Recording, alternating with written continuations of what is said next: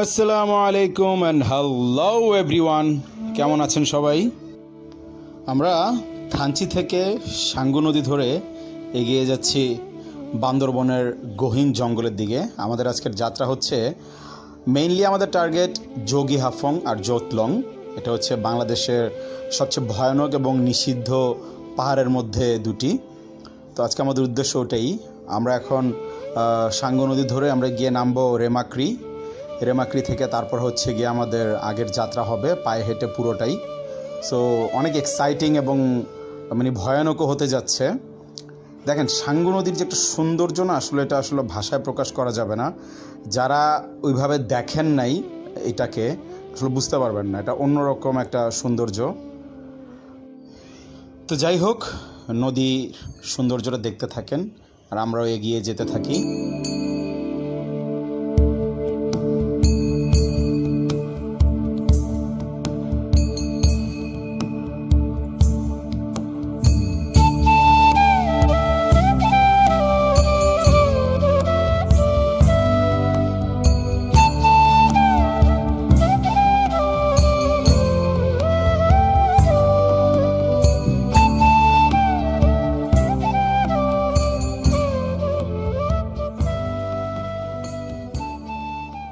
এ হচ্ছে সাঙ্গু নদীর দর্শনীয় কিছু জিনিস।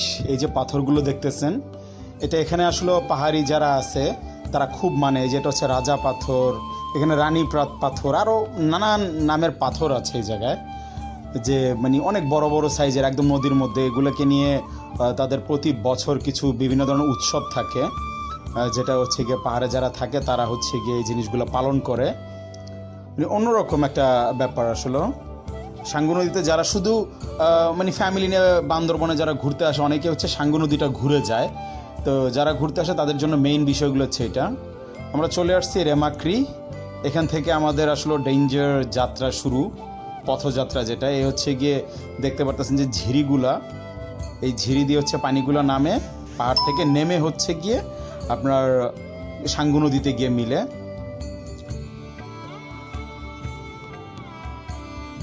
আমাদের দেশটা যে আসলে কতটা সুন্দর, আমরা যদি না ঘুরি না দেখি বুঝতে পারবো না। এটা আসলে অন্যরকম একটা সৌন্দর্য আমাদের দেশে সবসময় থাকে বা আছে। পাহাড়ে উঠতে উঠতে মধ্যপথে দেখলাম কিছু বাচ্চারা খেলতেছে, ওদের সাথে আমিও একটু যোগ দিলাম একটু মজা করার জন্য। টায়ার্ড হয়ে গেছিলাম, বাট ওদের সাথে খেলাধুলা করে শরীরটা আবার চাঙ্গা হয়ে গেল। তো আমাদের যাত্রা মোটামুটি অনেকটা আমরা এগিয়ে গেছি। এখানে হচ্ছে কি আমরা রাত্রেবেলা থেকে পরের দিন সকালে একদম ভোরবেলা আমরা রওনা দিব।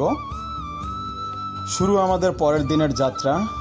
আসলে এখানে পাহাড়ে উঠাটা এতটাই ডেঞ্জারাস, খুবই কি বলবো, যে আসলে হাত দিয়ে ধরে ধরে উঠতে হয়।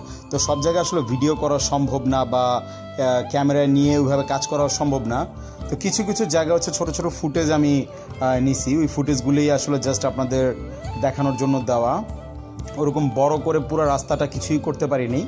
সেই হচ্ছে ফুটেজগুলো।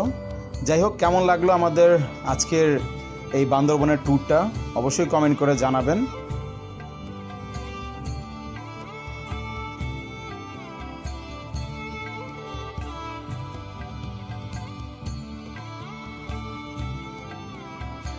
ফেসবুক ভিউয়ার যারা আছেন অবশ্যই ফলো করে রাখবেন, সাপোর্ট করবেন, আর ইউটিউব থেকে যারা দেখছেন সাবস্ক্রাইব করে রাখবেন। তো আমাদের বান্দরবনের ট্যুরের আমরা এখান থেকেই সমাপ্তি নিব। এই হচ্ছে পাহাড়ের একদম অনেক ভিতরে চলে গেছি। তো যাই হোক, দেখা হবে ইনশাল্লাহ আগামী ভিডিওতে। আজকের মতো এই যে বিদায় নিচ্ছি, আল্লাহ হাফেজ।